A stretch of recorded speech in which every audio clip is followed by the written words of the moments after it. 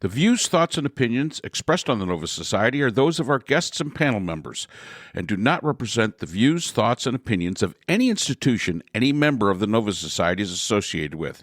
The material information presented on the Nova Society is for general information purposes only. Reproduction or dissemination for the purpose other than education is prohibited without express written consent of the Nova Society.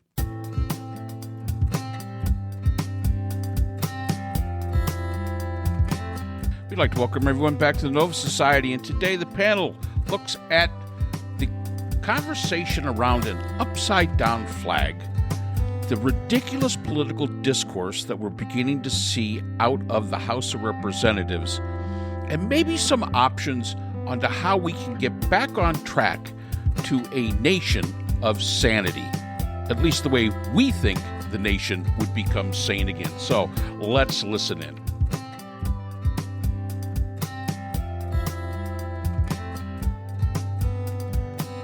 All right, could we move to something else? Sure, let's move to something else. What do you got, Scott? I just want to touch on the upside down flag for a second.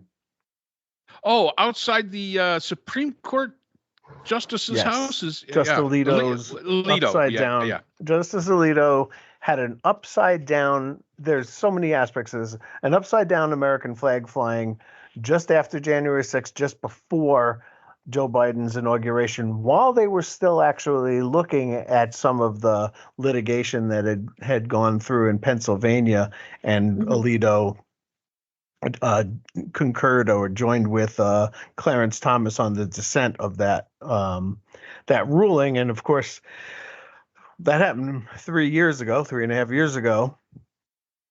And it just came out in the New York Times yesterday.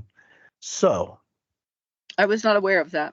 Why did the New York Times sit on this story for 3.5 years? Why did they not report it at the time? Because it seems relevant at the time. Mm-hmm. And why are they bringing it up now? Because it was in the newspaper as of last night. I don't know if it's in the paper version of the newspaper, but I saw it last night. And what the hell is Samuel Alito thinking?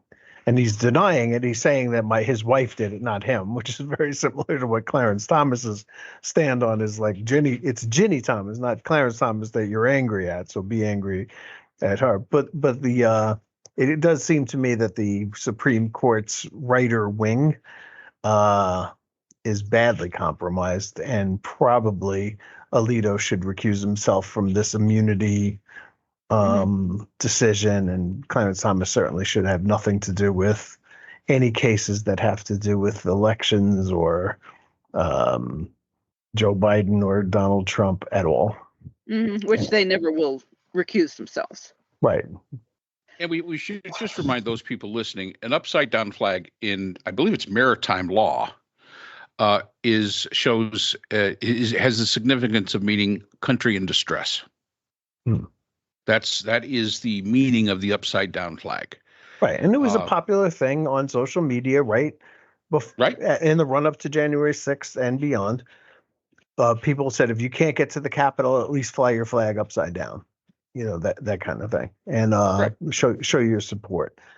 And I'm sorry, but a Supreme, we do so much for these Supreme Court justices.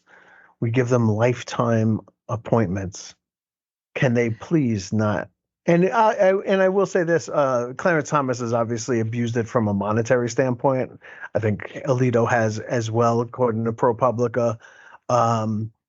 But he lives in what looks like a relatively modest house from the if that's actually his house with the flag flying on it that was in the newspaper, and so he has not I guess enriched himself to the point where he's living in a mansion somewhere, which is nice, but it's just so distressing to see these Supreme Court justices getting involved in politics. My dad was a judge. He would never have done this. He was a New York Supreme Court judge with the lowest court in New York, not the highest court, oddly enough. but he would never do that. If like a very good friend of mine's a judge, my cousin is a judge. They don't get involved. They send me private messages, say I love your Facebook stuff, but I can't comment because I'm a judge, and it would be unseemly for me to do that. But right on, brother. And boy, I tell you, it really just so.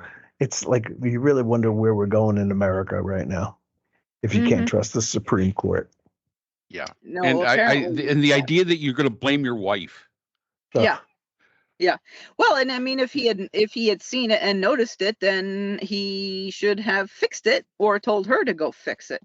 I mean, you can't. But you just say, "Hey, honey, don't do that."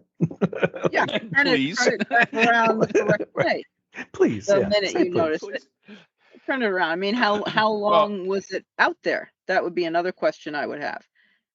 Did the Times article say how long it was out there? Well, people said it was at least up for a couple of days. Well, then when he noticed it, unless nobody noticed it at all, unless he didn't see it at all, Yeah. which Maybe he thought he was upside down. yeah, maybe. I mean, all I can say is that things must be pretty testy at the Alito house, because if it was like my household and I blamed my wife for something that I had done, even if I blamed her for something she had done, Right. it would not be it would not be a very great week in the bound estate. We would be just and you're right. The sad part about this is that it's the Supreme Court of all of our branches of government that has always been the one that people had some reasonable belief in. Right. Yeah. And I think we mentioned it last week. They're still tops, as far as, but they're tops of the worst. I mean, it's like, really? And they claim to be apolitical still. Even it's a now. requirement. It's a requirement. I forget who the formula for the Supreme Court has to change. I think somebody had proposed that. I can't remember who it was. It might have been Pete Buttigieg.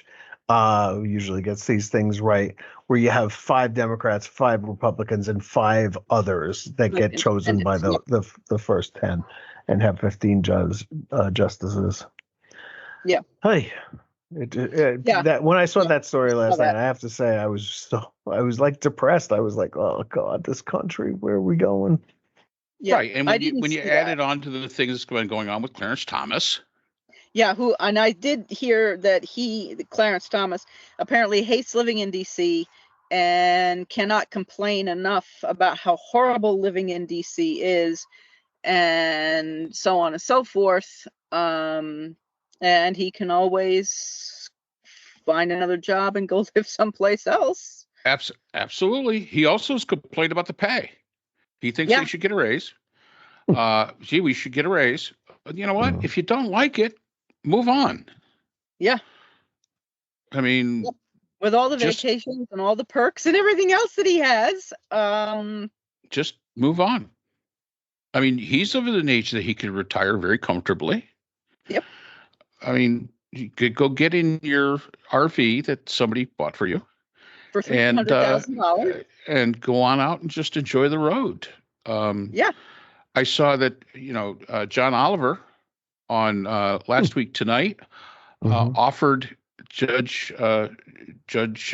Thomas a brand new RV, which was valued at somewhere around about $850,000, a beautiful thing, and to pay him $1 million a year for the rest of his life if he would just basically step down from the Supreme Court.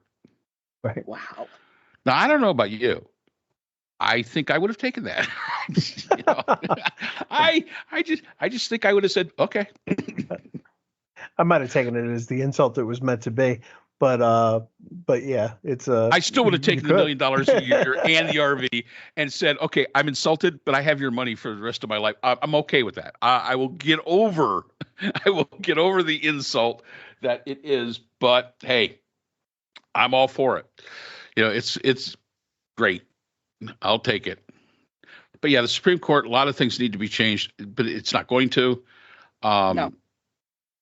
The best part about the Supreme Court is there's nothing in the Constitution that says anything about how many judges there are. So it is changeable. You've just got to have the willingness to do it. And I agree with I think it was Pete Buttigieg that said, give me 5 Republicans, give me 5 Democrats, and then give me 5 that are actually, I don't know if he said 5. I thought he said 3. Could be 5. I thought it was 5. It I could, thought it was could 5 very well be. I did see the Could comment. very well I be. didn't see who had. Yep. I didn't see who had made the comment, but I did see that it was 5 of each. 5 independents, 5 Democrats, and 5 Republicans. And I thought, oh, that's a very good idea. Well, it's a great idea. The only problem is the independents when it comes to, and it still, because it still has to be confirmed by the Senate. Right. Those hearings, if we haven't figured anything else out yet, those judges aren't exactly truthful when they're answering the questions. Yeah, that's for sure. They're not forthcoming with. They're going to tell you what the committee wants to hear, and then we just shrug after when we find out that they weren't, and we're supposed to just go, "Oh, okay, well, yeah, you got me." And that seems to be again. The idea of term limits on them. I am a huge proponent of that. I'm a huge proponent of term limits all the way around. The Senate and the Congress, you can make money other ways. We should not have presidents that are in their 80s. We should not have a Dianne Feinstein. Bernie's back. He's running again. Bernie's back. I mean, and it's no disrespect to any of these people, but the fact is that it's old people with old ideas, and the country needs younger people. Yes. We definitely need younger people to guide the country into the next century, because that's how we that's where progress comes from. It does not come from old people trying to maintain the status quo. And most of the issues that we see in the country today is old people trying to maintain the status quo as it was back in the good old days, which, if people really think about them, weren't so good. No, they weren't. They weren't so good at all. And I mean, we've had our turn, and that's the way it is. Yes, we've had our turn, and it's time to step down. So, Judge Alito, sorry. I'm sorry you're blaming your wife. I hope you're taking real hell for that. I hope so too, because as a woman, the man, well, whoever, I mean, any person, if you did it, you need to be accountable. How craven. Well, and you were talking about the young lady that they had that argument about the eyebrows. The person that brought that up was Marjorie Taylor Greene, Space Laser Green, Moscow Marge. Yep, of course. Look at your eyelashes. They're it's such a mess. The house is such a mess. It's all a mess. I know. I mean, and I'm going to go back to something that an old baseball coach once told me. When we would do something that would be wrong, he'd just bring us into the dugout and he'd say, "Guys, stop doing stupid shit." Right. So such good advice. So simple. And it's great advice. I mean, just stop doing stupid shit. And believe it or not, things get better if you don't do stupid stuff. So, well, I wish her voters would find somebody else who really wants to govern and who really has some kind of acumen and fitness. We've mentioned this before a couple of times.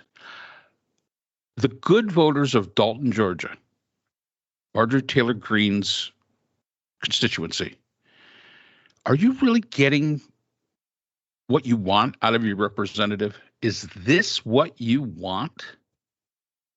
Yeah. And if it is, okay, well. Yeah, it could be. Look, if it is, you got the government you deserve.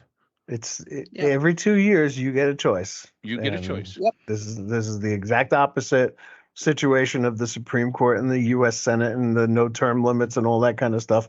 These are term limited by the idea that you can vote them out every 2 years, and there is no reason not to. sometimes, a lot of times, most times. But everybody loves their congressperson and everybody hates Congress. That's true, because it's everybody else's congressperson they hate. Right. All right, guys. Great to talk to you. Now you're off. You're off next week, aren't you, Scott? Probably, unless it's raining. Then I'll join you. Are you going to PR, right? I'm going to be I'm going to San Juan. San Juan? There's Wi-Fi. I'm going to have my laptop with me. Well, yeah, I mean, but it's just like vacationing? You know. It is vacation, but hopefully I'll feel so good about where I am that I don't want to see you guys. I understand. But if it's raining or if at noon for whatever reason, I'm assuming they're on the same time that I am. We'll see, but probably not. I'll probably see in a couple of weeks. Yeah, that's fine.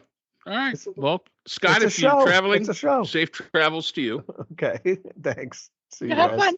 Maybe I'll see you next week. I'll let you know. All right. You guys take care. Bye. You too. Bye. So that's all the time we have for today's episode. The Nova Society is a production of the Phoenix Research Institute. We'd like to thank our sponsor for this episode, the Journal of Interdisciplinary Conflict Science. The JCIS is an open journal for upcoming scholars. The JCIS is currently accepting article submissions on an ongoing basis. The JCIS is a publication of Nova Works, a scholarly depository at Nova Southeastern University. A link to the journal is in our description. We'd also like to thank our podcast partners, Buzzsprout, who hosts the Nova Society, Audacity, who is our editing partner, and Podkite, who does all of our analytics. We'd also like to thank iHeartRadio, where people get their music and podcasts, Apple iTunes, the largest source for music and podcasts on the internet, Spotify, the most popular source for the Nova Society. The Nova Society is available on all these and other quality platforms mentioned in our description. We'd also like to thank our listeners. Without you, the Nova Society would not be possible. If you have a comment, a question, or would like to be a guest on the Nova Society, we can be reached at nova.society.podcast@gmail.com. Always remember, the power of society is knowledge. So for Dr. Scott Gershwer, Dr. Brooklyn Ann Weldon, Dr. Priscilla Hobbs, and all of us here at the Nova Society, I'm Dr. Mark Bound. Be well, and we hope to see you again next time.